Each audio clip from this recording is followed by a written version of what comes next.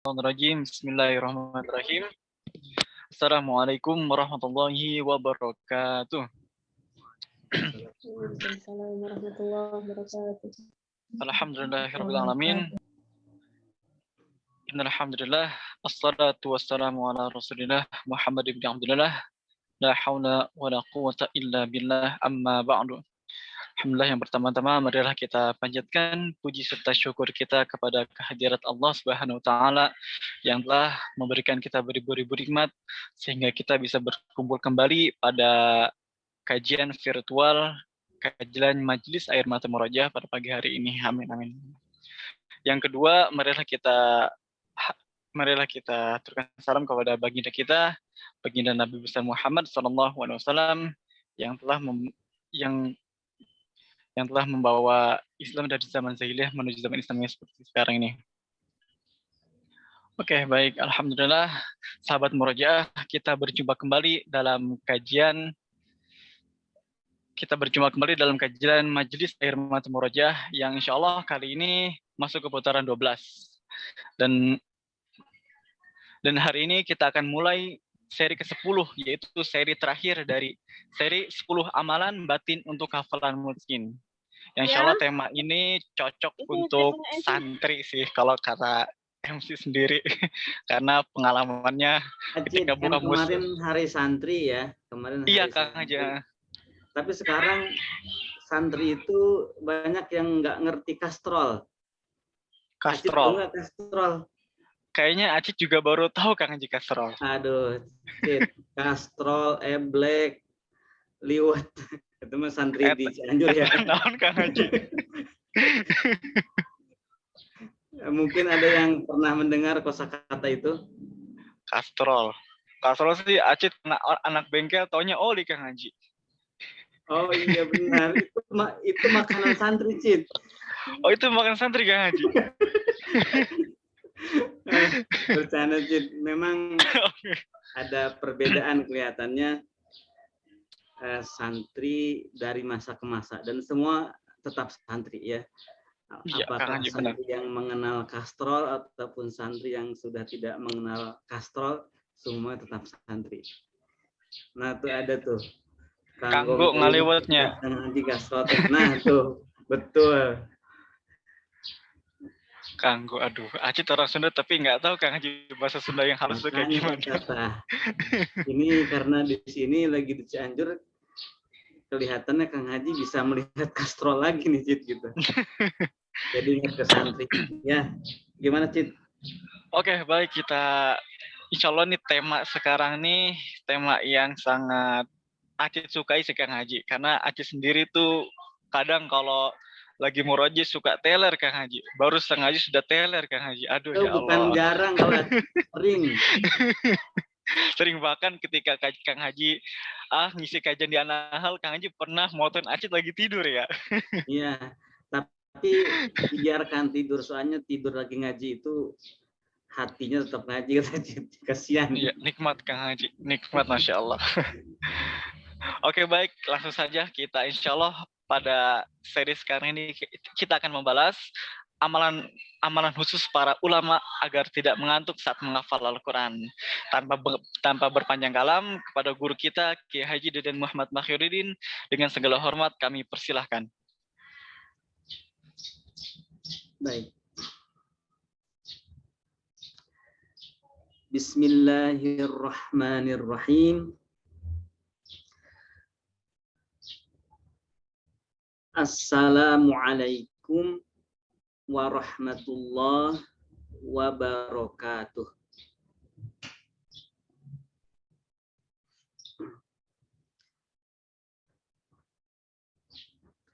Bismillah walhamdulillah wassalatu wassalamu ala Rasulillah Sayyidina Muhammadin wa sahbihi wa mawalah, amma ba'du. Pagi hari ini alhamdulillah kita berjumpa kembali di majelis virtual, majelis air mata murojaah. Tempat di mana kita saling mengingatkan bahwa perjalanan kita masih jauh. Jangan sampai ada ayat yang tercecer di tengah jalan. Pastikan ayat yang ada di genggaman kita tidak jatuh sampai akhir hayat kita. Walaupun apa yang kita raih dengan genggaman itu hanya beberapa ayat saja. Karena ayat yang kita pertahankan, kita mampu membawanya sampai akhir hayat kita, adalah tidak ada yang lebih berharga dari itu. Hari di mana kita berjumpa dengan Allah dalam keadaan kita membawa ayat menjadi hari terindah kita.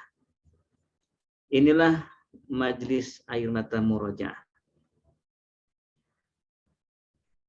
Pada kesempatan kali ini, saya akan berbagi amalan khusus ya. Kenapa saya sebut khusus? Karena setiap ulama itu punya pengalaman masing-masing dalam mengatasi ngantuknya. Rupanya ngantuk ini bukan hanya menyerang santri saja, tapi ulama pun bisa ngantuk dalam hal ini. Khususnya mata. Bahkan Nabi sendiri, wal ainu qad na'isat, katanya.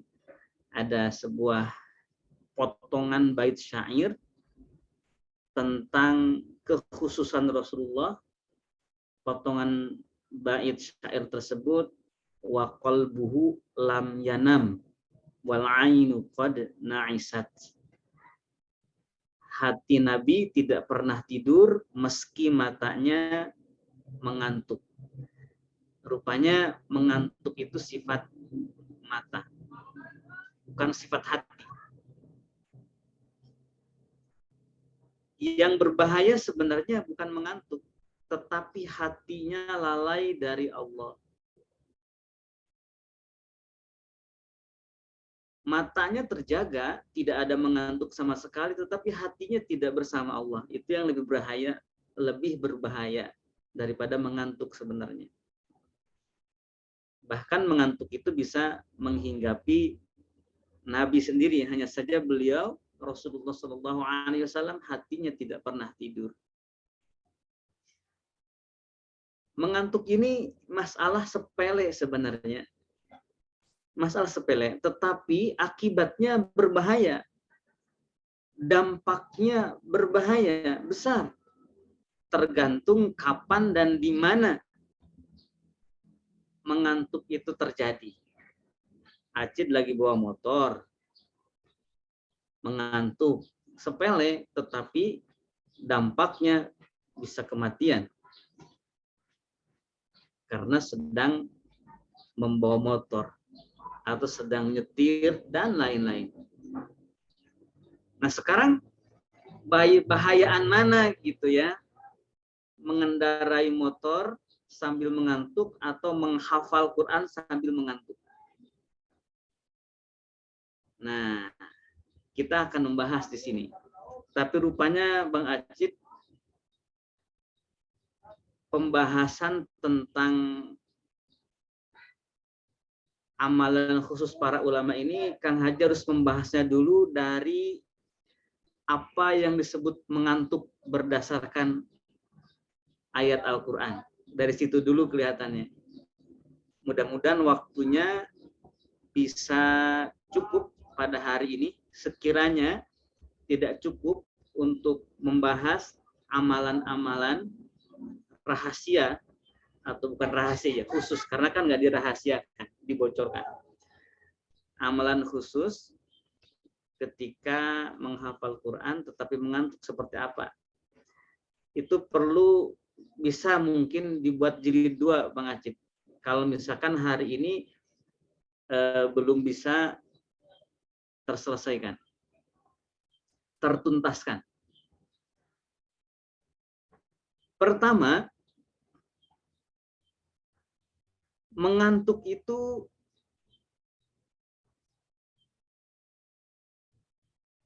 datang dari Allah. Sekali lagi, datang dari Allah. Kalau kita melihat Al-Quran. Untuk memberikan rasa aman kepada orang mukmin. Mengantuk itu datang dari Allah sebagai rasa aman untuk orang mukmin. Ini diantaranya bisa dilihat di dalam surah Al-Anfal ayat yang ke-11. Il yughashshikumun nu'asa amanah. Pada waktu Allah menyelimuti kamu dengan rasa kantuk sebagai bentuk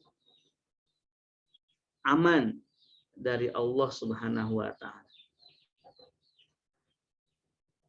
Ketika melihat ayat ini, mengantuk itu positif. Anugerah nikmat. Nah, ini yang pertama, ya.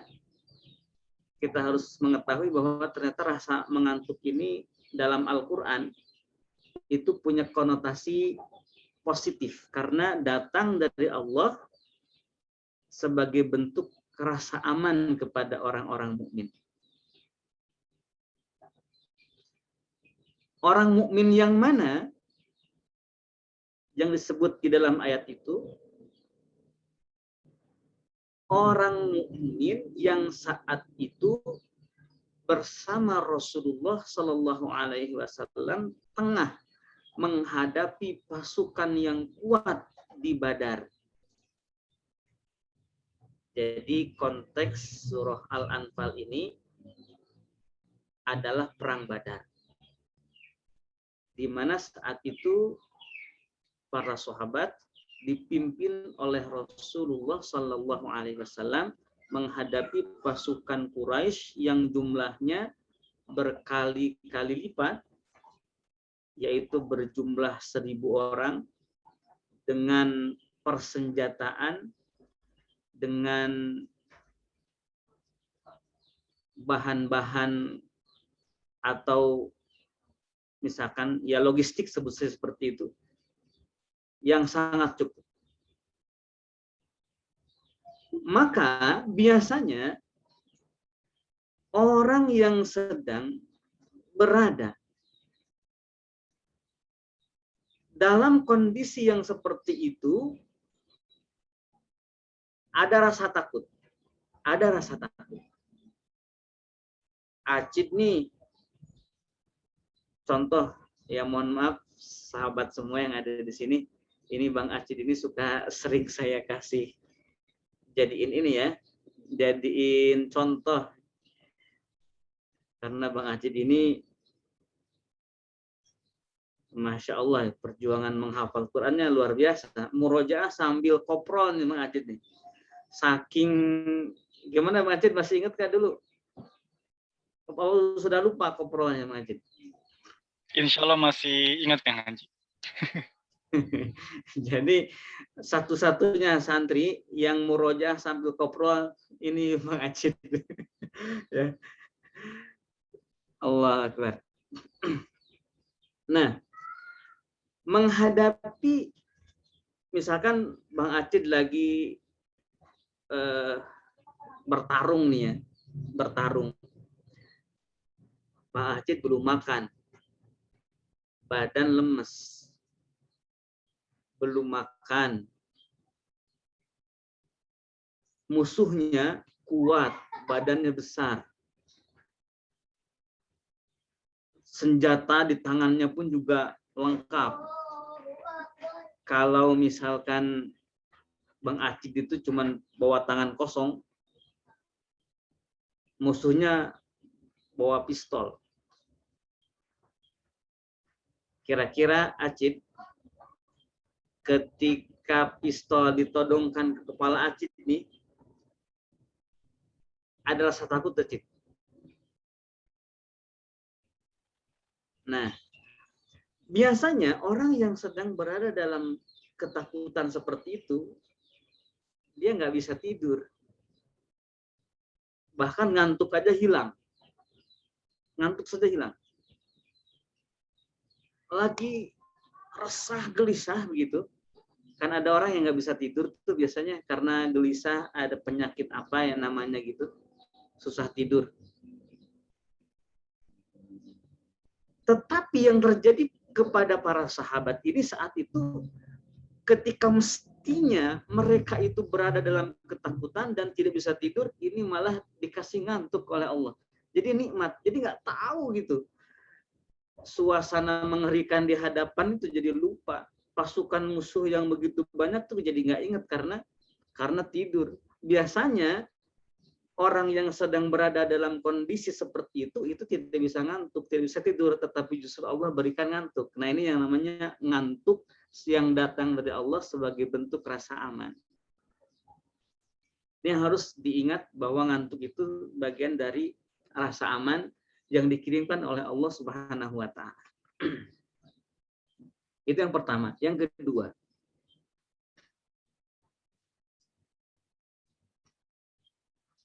kedua, tentang tidur. Ya, tadi kan ngantuk, sekarang tidur. Mungkin kalau bisa jadi ngantuk itu semacam permulaan tidur ya. Atau bisa jadi ya ngantuk lah, mengantuk ya, mengantuk. Ini tidur sekarang. Nah, orang-orang soleh itu cirinya adalah suka bangun malam. Suka bangun malam. Wa minal laili fatahajjad bihi nafilatan laka. Dan dari sebagian malam fatahajjad, maka bangunlah. Tahajjud, sehingga sholat malam disebut sholat tahajud karena bangun di situ. Maksudnya apa di situ? Bahkan katanya kanu qalilam minal laili ma yahja'un. Mereka itu tidurnya sedikit.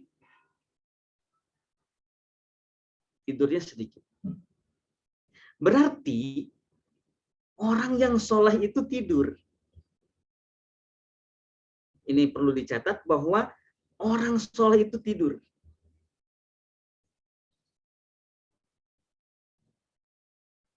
Maka disebutlah bangun. Orang tidak bisa disebut bangun kalau nggak tidur dulu. Baik. Berarti di sini orang soleh itu mempunyai manajemen tidur yang pas, yang baik. Kapan tidur, berapa lama tidur, dan cara apa tidur. Ini penting. Ya, kapan tidur, berapa lama tidur, dan dengan cara apa tidur. Maka sebenarnya untuk melihat kualitas bangunnya seseorang, apakah bangunnya ibadah atau sholat atau yang lain atau aktivitas yang hebat lainnya, maka itu dilihat dari kualitas tidurnya. Kualitas tidur ini bukan soal nyenyaknya saja, tetapi ketika dalam nyenyak itu malaikat hadir dalam mimpi-mimpinya itu. Karena kan ketika seseorang tidur itu, ruhnya ada di genggaman malaikat. Nah, ini yang kedua. Jadi mengatur jadwal tidur dengan benar seperti jadwal tidurnya orang-orang yang soleh yang disebutkan dalam ayat-ayat Al-Quran. Jadi kalau ada bilang orang soleh tidak pernah tidur, itu salah ya. Rasulullah juga tidur. Rasulullah pun juga tidur. Makanya kalau Acid misalkan mau sholat sepanjang malam, boleh saja. Tetapi jangan lupa tidur. Jangan lupa tidur. Karena kalau orang bangun malam tapi tidak tidur dulu. maka bangunnya itu tidak sebagus ketika didahului oleh tidur. Sebagai syarat saja. Syarat saya tidur, saya niat tidur. Saya niat tidur karena mengikuti tradisi dan sunnahnya orang-orang soleh terdahulu. Jadi tidurnya aja ibadah. Bangunnya pun juga ibadah. Nah kalau biasanya tidurnya tidak ibadah, bangunnya pun juga nggak ibadah. Jadi sekali lagi, tekanannya di sini adalah mengatur tidur, berapa lama tidur, kapan tidur, dan cara apa tidur. Nah, nanti ini akan diketahui. Mengantuk di sini adalah sesuatu yang alami atau karena sesuatu setan saja gitu. Soalnya begini, kenyataan pada saya sendiri ketika murojaah, ya, ketika murojaah sekarang, bukan zaman dulu ketika menjadi santri.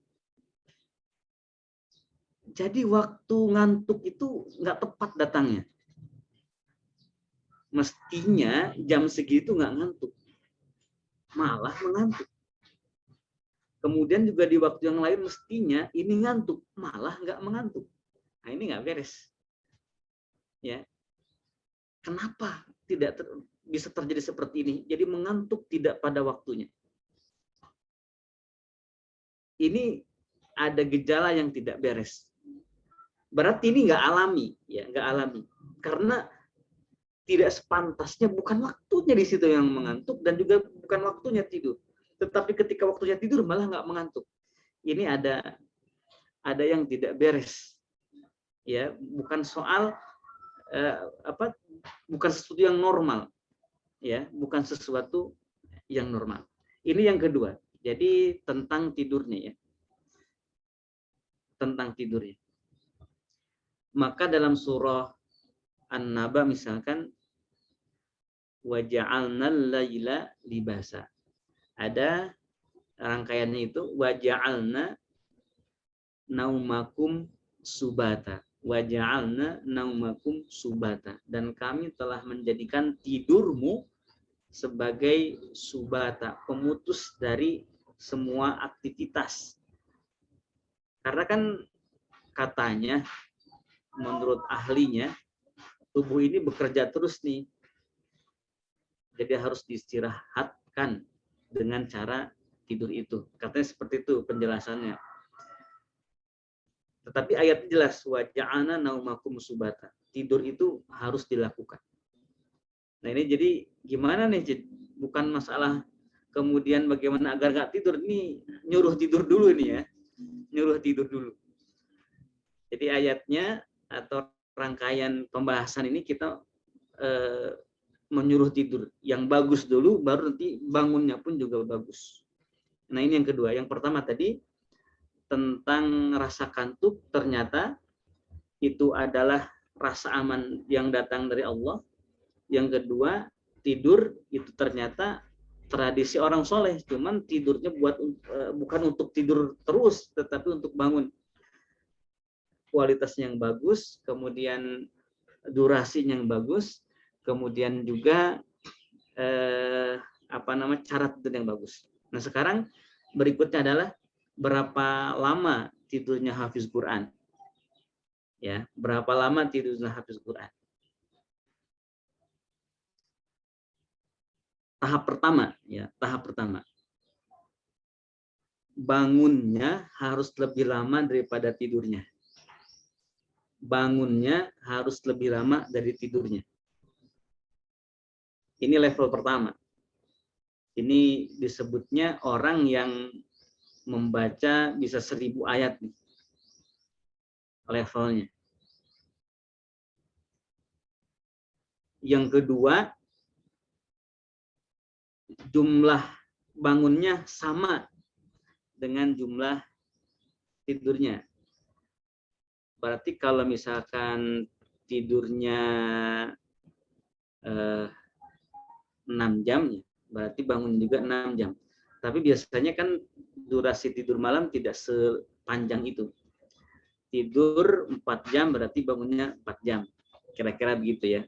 Ini saya nggak ngebahas tentang masalah kesehatan gitu ya, nggak. Saya bercerita tentang tradisi para orang-orang soleh dalam tidurnya. Adapun nanti misalkan bertentangan dengan ilmu kesehatan, nah ini ya saya tidak sedang membahas itu. Saya sedang melihat tradisi tidurnya orang-orang soleh dahulu. Dan ternyata dengan tidur seperti itu seimbang, tidak menjadikan sakit. Yang ketiga, jumlah bangunnya lebih sedikit daripada tidurnya. Artinya tetap ada bangun malamnya. Yang disebut bangun di sini maksudnya bangun malam, ya, bukan bangun subuh, bukan, bangun malam. Nah, usahakan setiap malam itu jumlah tidur kita lebih sedikit dibanding dengan jumlah bangunnya. Usahakan itu. Ya, usahakan itu. Kalau memang ternyata tidak bisa kita melakukan itu, maka usahakan jumlah tidurnya jangan lebih banyak daripada jumlah bangunnya. Jadi harus sama.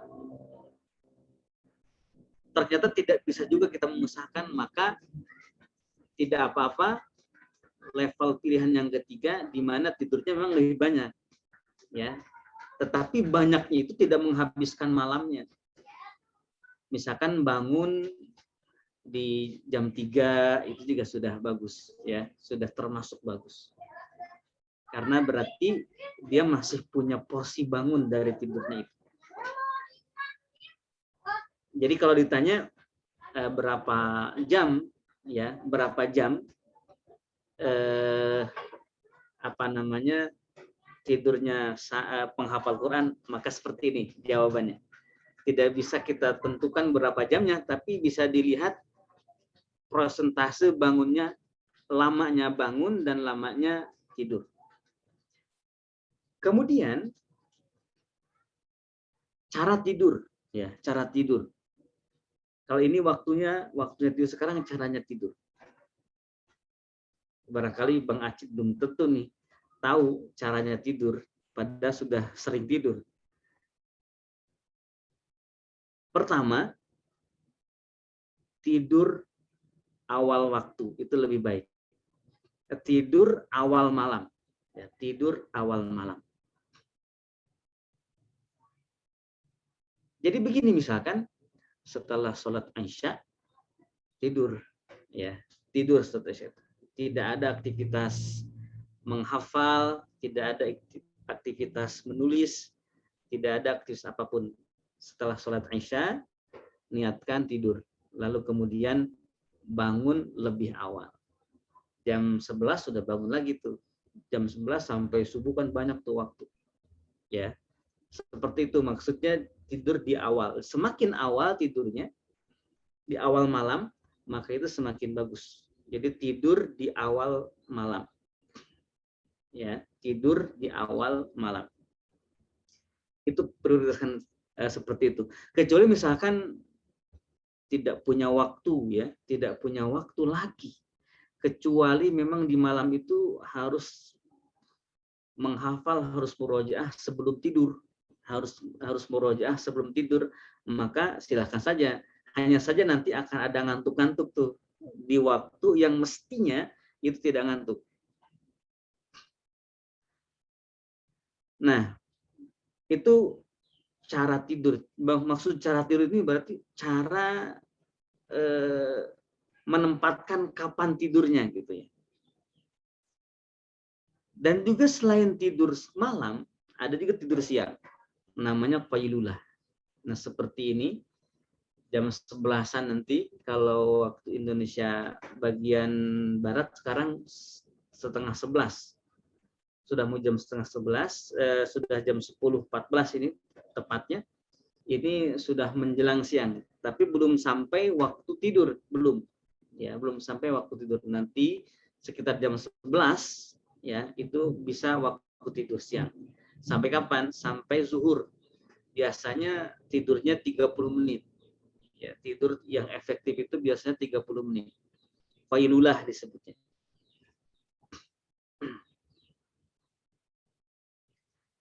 Nah, jadi ada tidur malam, ada tidur siang. Tidur malam di awal malam, kemudian tidur siang itu qailulah. Nah, kemudian setelah itu pun juga kita selain mengetahui kapan waktu tidur, juga kita harus tahu caranya tidur. Nah, kalau cara tidur, insya Allah ya sudah pada tahu nih, ya caranya tidur seperti apa, doa mau tidur juga sudah pada hafal nih, ya. Maka tambahkan sekarang apa? Ketika sudah mengambil posisi tidur yang bagus, yang sunnah posisi tidurnya, kemudian sudah baca doa, maka di situ bisa murojaah. Sehingga murojaah kita tidak ingat di mana akhirnya karena kita tidur. Ya. Ini cara tidurnya hafiz Quran. Jadi murojaah misalkan surah Al-Kahfi, Alhamdulillahilladzi anzala ala 'abdihil kitaba wa lam yaj'al lahu 'iwaja qayyima, sampai nggak terasa gitu, sampai nggak ingat di mana akhirnya bacaan kita karena kita sudah terbawa tidur. Dan memang itu bacaan menjadi pengantar tidur. Itu diantara cara yang memang itu dilakukan oleh para hafiz Quran. Nah, itu terkait tidur yang baik, ya. Durasinya tidur, kapan waktu tidur, dan cara tidur. Nah, kalau kemudian setelah kita buat pola tidurnya seperti ini, lalu tiba-tiba terjadi ngantuk ketika murojaah, baik dalam sholat maupun di luar sholat, menghafal, maka ini baru tuh amalan ulama bisa dipraktekkan. Meskipun kita mempraktekkan amalan ulama, mengatasi mengantuk, tetapi pola tidurnya belum betul, ya nggak kena. Maka saya sampaikan, benerin dulu, betulkan dulu tidurnya, ya. Betulkan dulu cara tidurnya seperti itu, maka cara-cara yang dilakukan oleh para ulama untuk mengatasi mengantuk ketika murojaah itu bisa diterapkan. Nah, kira-kira di antara yang hadir di sini yang pola tidurnya sudah seperti itu, pertama, pola tidur punya mindset bahwa ngantuk itu dari Allah, ya. Yang kedua, tidur itu adalah kebiasaan orang soleh.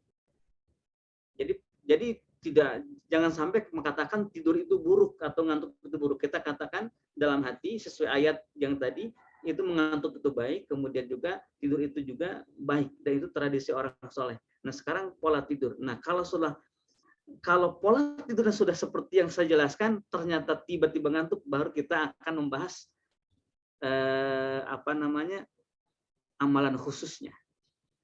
Coba ada yang angkat tangan, coba yang tidurnya sudah betul, bangunnya sudah betul, sesuai yang saya paparkan barusan. Ada yang angkat tangan? Raise hand. Berarti yang raise hand ini kita bisa ini ya, bisa ngobrol dengan yang raise hand pertama tentang pola tidurnya, atau siapa saja yang mau cerita pola tidurnya yang betul. Berarti yang raise hand ini sudah betul pola tidurnya, ya, atau seperti apa? Ini jadi belum ketahuan nih konsistensi, ya, istiqomah. Jadi, tidur pun perlu istiqomah, ya, ternyata, ya. Cara tidur yang benar perlu istiqomah, bukan hanya masalah murojaah doang yang perlu istiqomah. Jadi tidurnya pun juga istiqomah dengan cara yang betul. Itu maka akan membantu nanti, karena mengantuk pada saat di mana mestinya tidak mengantuk, itu masalah yang bisa diselesaikan, masalah yang perlu diselesaikan. Coba Bang Acit, saya nanya ke Bang Acit dulu. Mungkin yang lain bingung kalau masalah tidur ini ya, karena semua orang pasti tidur, cuman masalah polanya ini. Jadi sekarang Bang Acit tidur biasanya jam berapa, Bang Acit, malam? Iya, Kang Haji. Kalau banyak kerjaan Kang Haji itu bisa begadang Kang Haji. Begadang sampai jam 1, jam 2. Paling tapi Acit sebenarnya paling enak Kang Haji emang tidur tuh waktu awal malam Kang Haji, dari abis isya jam 8 sampai jam 10 itu sampai subuh pun kadang emang kuat Kang Haji untuk melek. Tapi kalau sebaliknya begadang dulu bangun tahajud itu agak sulit Kang Haji yang Acit rasakan. Seperti itu. Acit sekarang istiqomah nggak bangun tidur seperti itu?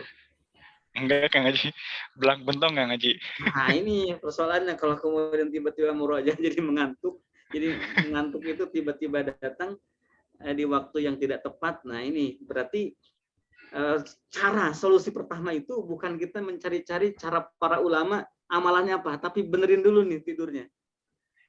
Nah di situ ya, benerin dulu pola tidurnya. Nah sekarang kita akan ngebahas bagi yang sudah pola tidurnya benar.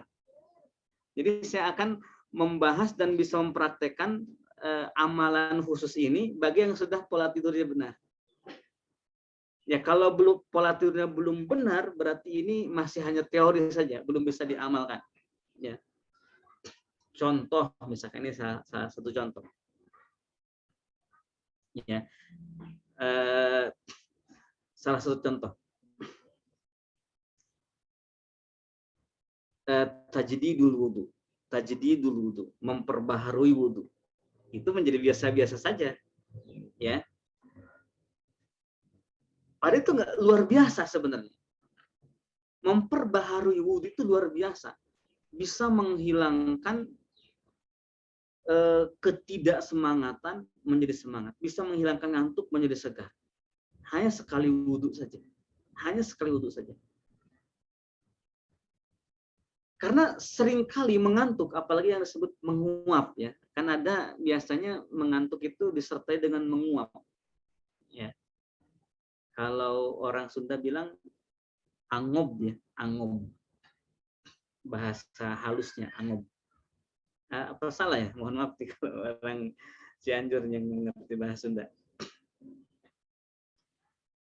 Maka bisa dipastikan sekali wudhu itu, ini mujarab, sekali wudhu yang benar memperbaharui wudhu, maka yang tadinya tidak semangat langsung semangat.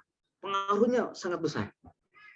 Yang tadinya mengantuk langsung segar. Yang tadinya tidak konsentrasi jadi konsentrasi. Ini salah satu. Sebenarnya bukan amalan khusus ini ya, ini amalan umumnya, amalan yang umum. Tetapi kalau misalkan pola tidurnya belum benar, belum seperti orang-orang soleh, apakah wudhu mempengaruhi? Ya mempengaruhi, tetap bagus.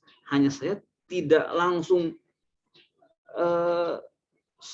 perubahannya nggak wah gitu nggak. Jadi masih setelah wudhu masih ngantuk. Jadi setelah wudhu masih ada ngantuk. Ini pernah terjadi pada diri saya sendiri. Wah itu nggak bisa tuh ya. Jadi setelah wudhu tuh masih ngantuk, bahkan sampai mengantuk itu sampai kepala ini dimasukin ke bak air ya. Dan tidak mengangkat dari bak sebelum benar-benar pas mengangkat dari bak nih kepala ini udah seger ya, seperti itu. Ini kenyataan dahulu, tapi itu dahulu ketika sedang menghafal Al-Quran dahulu. Ya, sedang menghafal Al-Quran dahulu. Baik Bang Acit. Bang Acit, Kang Hadi lihat, ini sudah jam 10.24. Gitu. Sementara kelihatannya Kang Hadi hanya bisa sampai jam 10.30, Bang Acit. Pada siang hari ini.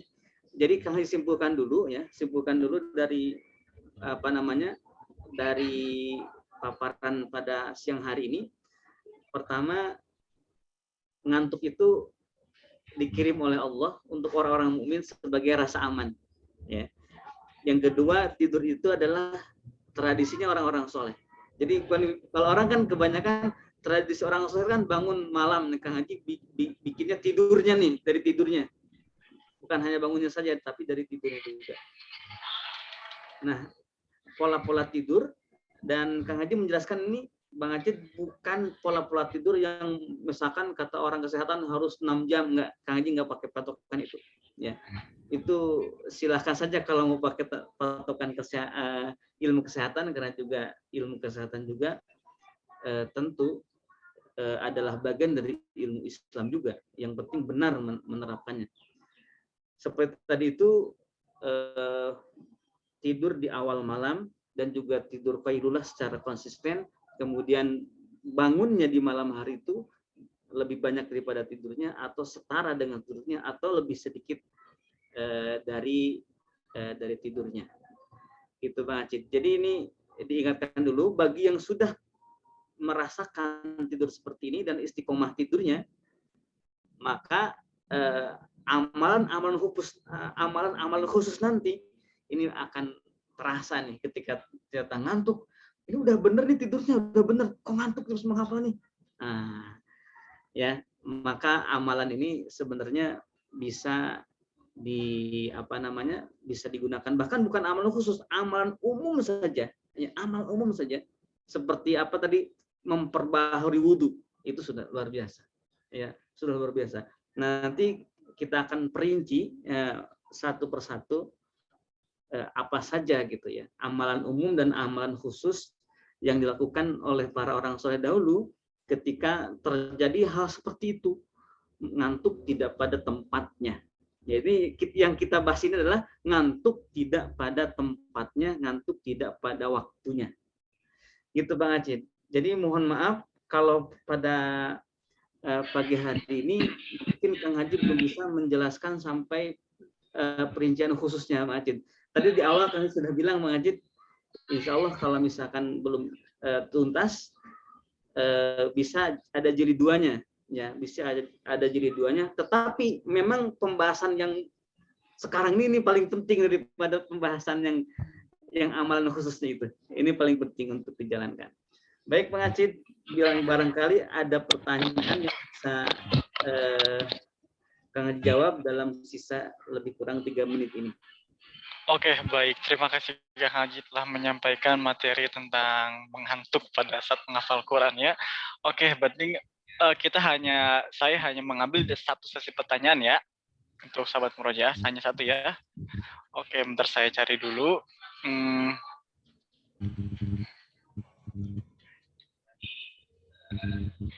Bentar Kang Haji, Afwan.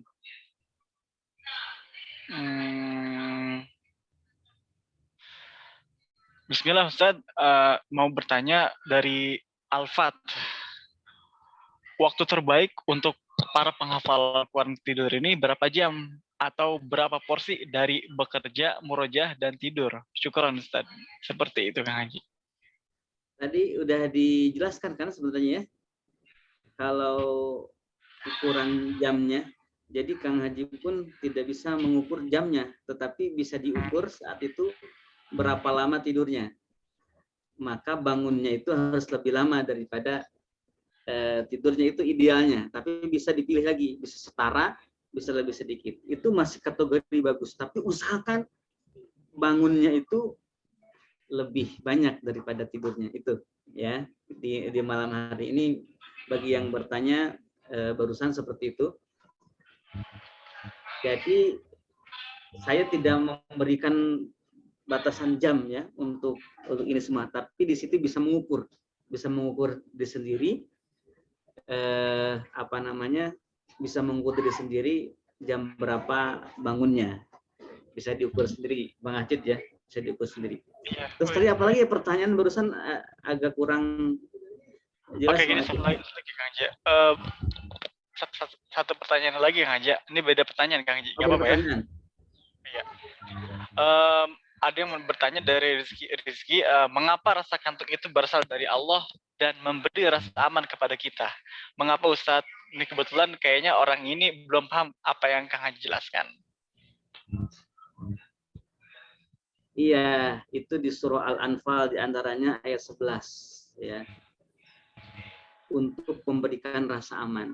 Jadi kalau jadi gini, intinya dari penjelasan ini, kalau kita mengantuk, syukuri dulu ngantuknya. Ya, syukuri dulu. Jangan misalkan, wah ngantuk banget nih, syukuri dulu nih ngantuknya. Siapa tahu ini ngantuk yang menjadi rasa aman.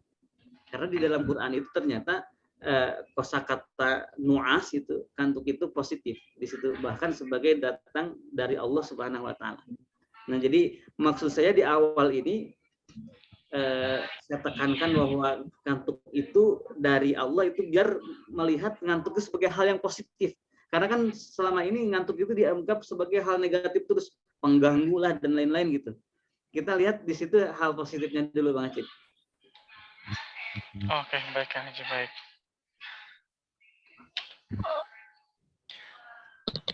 Ini sudah 10.30, Kang Haji. Oh iya, Bang Acip. Dan kepada semua yang hadir di sini, saya juga mohon maaf ya. Mohon maaf karena tidak bisa lebih dari jam 10.30 karena keadaannya juga saya masih dalam perjalanan, Bang Acip. Ya, masih dalam perjalanan dan juga masih ada Zoom sebelah nih. Kewajiban di sebelah. Gitu ya, insyaallah. Baik, Bang Acip, kepada semuanya yang hadir, semoga Allah Subhanahu wa taala berikan keberkahan kepada kita dan semangat. Jadi ternyata yang harus istiqomah itu bukan murojaah doang, bahkan tidur yang benar pun harus istiqomah, Bang Acip. Tradisi orang soleh itu bukan hanya bangunnya saja, tapi tidurnya pun juga harus seperti orang yang soleh. Baik, Bang Acip, dan semuanya. Wassalamualaikum warahmatullahi wabarakatuh. Waalaikumsalam warahmatullahi wabarakatuh. Terima kasih kepada guru kita Kiai Haji Deden Muhammad Makhairuddin yang telah menyampaikan materinya. Semoga apa yang kita dengar bisa kita pahami dan bisa kita amalkan untuk keseharian kita dan untuk keistiqomahan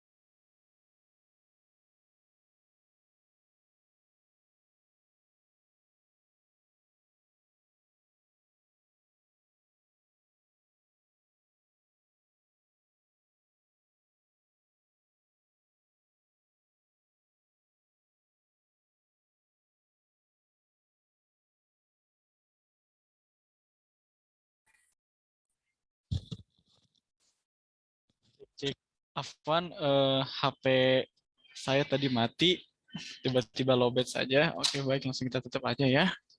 Mohon maaf kepada sahabat murojaah atas ketidaknyamanannya.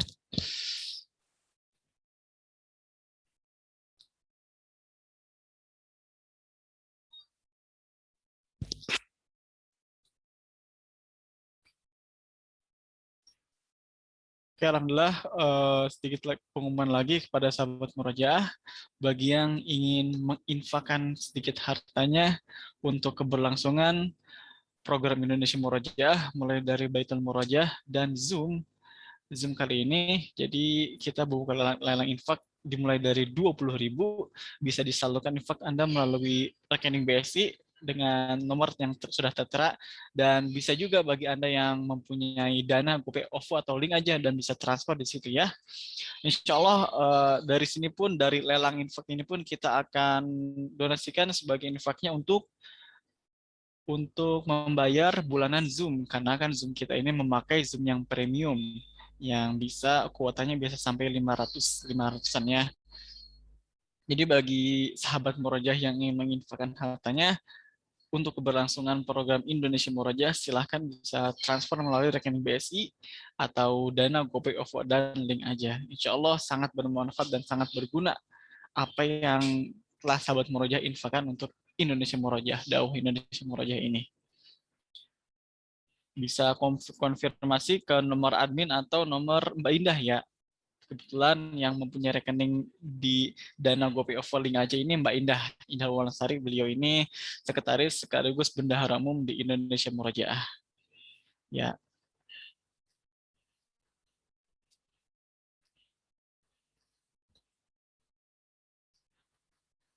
Oke, insya Allah kita akan bertemu di pekan berikutnya, pekan depan yang akan melanjutkan di jilid 2 dari seri ke-10 ini ya, seri yang untuk mengantuk, seri amalan khusus untuk mengantuk ketika murojaah.